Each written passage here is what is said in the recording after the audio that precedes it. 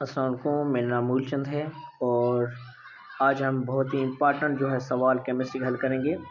तो number one है हमारे पास, क्वेश्चन नंबर वन है 1 mole of any substance always contain. 1 मोल किसी भी सब्सटेंस का जो होता है वो कंटेन करता है जो हमारे पास है वो है सी 22.4 DM³ तो ऑप्शन जो हमारा सही है वो है सी, क्योंकि 1 मोल किसी भी गैस का volume occupied 22.4 DM³।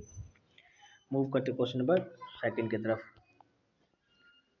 Geometry of molecule depends upon. Geometry जो मॉलिक्यूल की डिपेंड होती है इन सारे कैरेक्टर पे, आयोनिक कैरेक्टर पे भी डिपेंड करती है, डायपोल मोमेंट पे भी, पोलरिटी ऑफ मॉलिक्यूल। इसका मतलब हमारे पास जो ऑप्शन करेक्ट है वो है डी। मूव करते क्वेश्चन नंबर 3 की तरफ। The reduction of force of attraction between nucleus to outermost shell of electron due to the density of inner electron is called। अब सपोज करें कि ये हमारे पास एटम है। अब ये न्यूक्लियस है और इसके ये जो इनर शेल है, इनर शेल की वजह से फोर्स ऑफ अट्रैक्शन रिड्यूस हो जाती है। Force of attraction outermost shell जो होता है उसमें फोर्स ऑफ अट्रैक्शन नहीं लगती, वो रिपल्शन बढ़ जाती है, तो उसको हम कहते हैं शील्डिंग इफेक्ट। मूव करते क्वेश्चन नंबर 4 की तरफ। Free falling drop of liquid is spherical and shape because. अब जो फ्री फॉलिंग ड्रॉप्स होता है, पानी का जो ड्रॉप्स ऊपर से गिरता है उसकी जो शेप होती है वो होती है स्फेरिकल, क्योंकि उसमें जो है सरफेस टेंशन होता है। सरफेस टेंशन क्या करता है? Tends to reduce the surface area of liquid.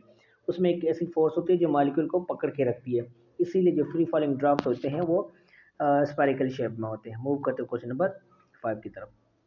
Reversible reaction is also known as complete reaction, incomplete reaction, both way reaction, one way reaction, both B and C।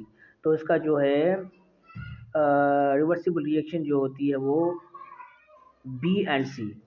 Incomplete reaction होती है both way, क्योंकि ये ऐसे जाती है, ए reactant A and B जाते हैं, बनाते हैं सी और सी डी, और फिर इस तरफ आते हैं, फिर वो जो प्रोडक्ट रिएक्टेंट कन्वर्ट हो जाते हैं प्रोडक्ट में, फिर प्रोडक्ट आ जाते हैं रिएक्टेंट में, इसलिए इसको हम इनकम्प्लीट रिएक्शन कहते हैं और बोथ वे रिएक्शन भी कहते हैं।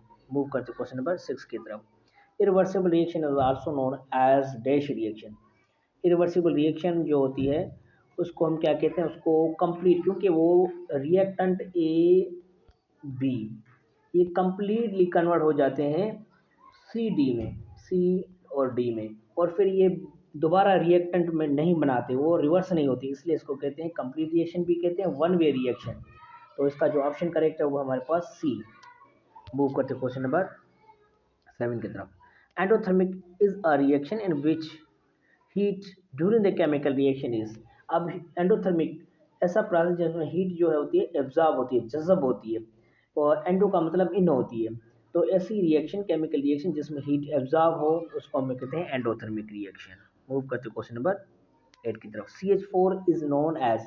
अब जो CH4 फार्मूला है वो मीथेन गैस का भी, उसको मीथेन गैस भी कहते हैं, डोमेस्टिक गैस भी कहते हैं, नेचुरल गैस भी कहते हैं।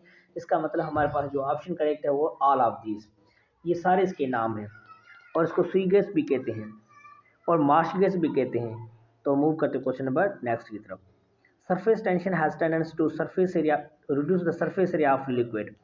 अब इसमें क्या होता है कि सरफेस टेंशन में एक सलाहियत होती है कि वो सरफेस एरिया जो होता है वो क्या करता है कि डिक्रीज होता है। सरफेस टेंशन में सरफेस एरिया जो है लिक्विड का डिक्रीज हो जाता है, रिड्यूस हो जाता है। मूव करते क्वेश्चन नंबर 10 की तरफ। Formula of baking powder.